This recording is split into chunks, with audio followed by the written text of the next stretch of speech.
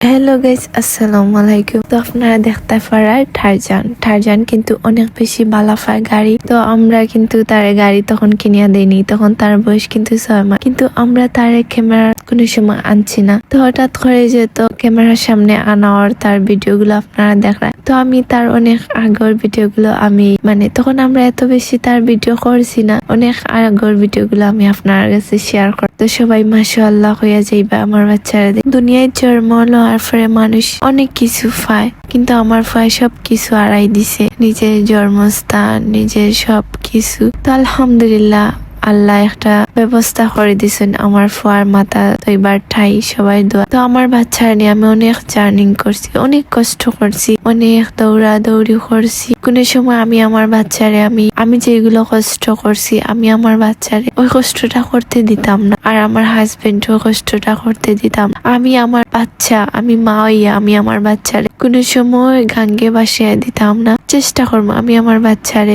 যেতই ঝড় তুফান আয় না কেন আমি আগলে রাখবো আমার সন্তান যদি আমার কাছে বাদ হয়, তারপর আমি আমার সন্তান আমি ফালাইতাম। শুধু মা ডাক শোনার লাগে এত কষ্ট করছে, এত অপমান হয়েছে। যখন একটা মা দুনিয়ায় হইতো তখন অনেক কিছু শোনা লাগে, ওইটা বাচ্চা ছেলে না মেয়ে, তো এগুলো একমাত্র আল্লাহ ছাড়া কেউ জানে না। আলহামদুলিল্লাহ আল্লাহ আমার একটা ছেলে দিছেন, আল্লাহর খুশি। আমি আল্লাহর কাছে চাইছি না আমার মেয়ে দেও বা ছেলে দেও, আমি আল্লাহর কাছে একটাই চাইছি, আল্লাহ তুমি যে এইটাই খুশি হইয়া দেও না কেন আলহামদুলিল্লাহ। তো আল্লাহ আমার একটা সোনার টুকরা ফুয়া দিছেন, আপনারা আমার বাচ্চা লাগি দোয়া করবা।